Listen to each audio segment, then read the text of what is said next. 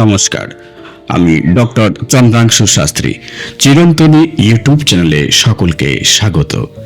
আজকের এই জ্যোতিষ আলোচনা কর্কট রাশির জন্য বিশেষ গুরুত্বপূর্ণ। জানুয়ারি 2026 কর্কট রাশির কেমন যাবে সে বিষয়ে আজ ডিটেলস আলোচনা করব। আপনি যদি এই চ্যানেলে নতুন হন তবে প্লিজ চ্যানেলটিকে সাবস্ক্রাইব করে নেবেন। এখানে বিভিন্ন রাশির মাসিক রাশিফল, বিভিন্ন টোটকা, বিভিন্ন পূজা পার্বণের বিধি ও নির্ঘণ্ট নিয়মিত সম্প্রচারিত হয়।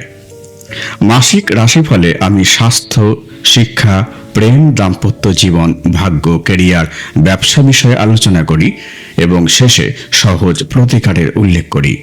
প্রথমেই কর্কট রাশি সাপেক্ষে জানুয়ারি মাসে নবগ্রহের সঞ্চার বিষয়ে বলবো। কর্কট রাশির সেকেন্ড হাউসে কেতু অবস্থান করছে, 6th হাউসে রবি, শুক্র, মঙ্গল এবং বুধ, 8th হাউসে অবস্থান করছে রাহু, 9th হাউসে অবস্থান করছে শনি এবং দ্বাদশে অবস্থান করছে বৃহস্পতি। প্রথমে স্বাস্থ্য। ফার্স্ট হাউস থেকে মানুষের স্বাস্থ্য সম্পর্কে বিচার করা হয়। আমাদের 5th লর্ড মঙ্গল 16 জানুয়ারি পর্যন্ত অবস্থান করবে 6th হাউসে। বৃহস্পতি অবস্থান করছে দ্বাদশে, সুতরাং 16 জানুয়ারি পর্যন্ত আপনারা লিভার সংক্রান্ত সমস্যায় ভুগবেন। অ্যাসিডিটি, ইনফেকশন, ডাইজেস্টিভ প্রবলেম ইত্যাদি দেখা দেবে। রবি মঙ্গলের দৃষ্টি বৃহস্পতির ওপর পড়ছে, সুতরাং স্টমাকের সমস্যা আসার সম্ভাবনা রয়েছে। 16 জানুয়ারি পর্যন্ত জয়েন্ট পেইন, পায়ের যন্ত্রণা, কোমরের যন্ত্রণা দেখা দেবে। 16 জানুয়ারির পর এই সমস্যাগুলো কোনোটি আর থাকবে না। শিক্ষা। 5th হাউস থেকে শিক্ষা সম্পর্কে বিচার করা হয়। আমাদের 5th লর্ড মঙ্গল 16 জানুয়ারি পর্যন্ত 6th হাউসে অবস্থান করবে। 16 জানুয়ারি পর্যন্ত শিক্ষাক্ষেত্রে আপনারা মিশ্র ফল লাভ করবেন। যদি এই সময়ের মধ্যে কোনো এক্সাম থাকে তবে সাফল্য খুব একটা আসবে না। রবি, বুধ এবং আপনাদের একাদশপতি শুক্র ষষ্ঠভাবে অবস্থান করছে। এই প্ল্যানেটগুলি আপনাদের 7th হাউসে যখন আসবে তখন আপনারা ভালো ফল লাভ করবেন। সুতরাং 16 জানুয়ারির পর আপনাদের এডুকেশনের ক্ষেত্রে ভালো ফল আশা করা যায়। লাভ রিলেশন। 5th হাউস থেকে শুধু এডুকেশন সম্পর্কে বিচার করা হয় না, লাভ রিলেশনের সংক্রান্ত বিচারও এই ঘর থেকেই হয়।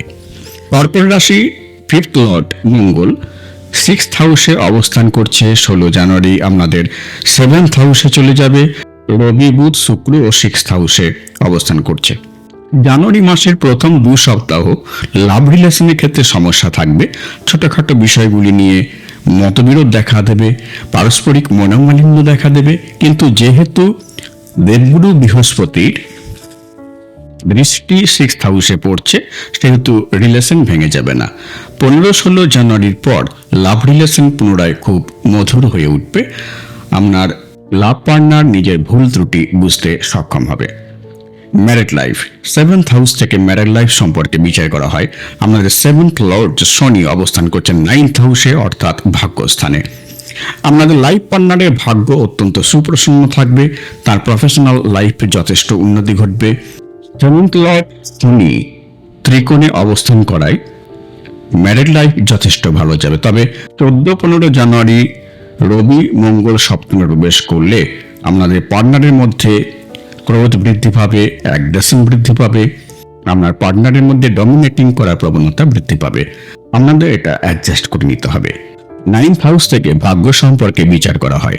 আপনাদের ভাগ্যস্থানে অবস্থান করছে শনি, আপনাদের ভাগ্যপতি বৃহস্পতি দ্বাদশে অবস্থান করছেন। সুতরাং আপনাদের 2 জুন পর্যন্ত অপেক্ষা করতে হবে। 2 জুন বৃহস্পতি আপনাদের রাশিতে প্রবেশ করলে আপনার ভাগ্যশালী হয়ে উঠবেন।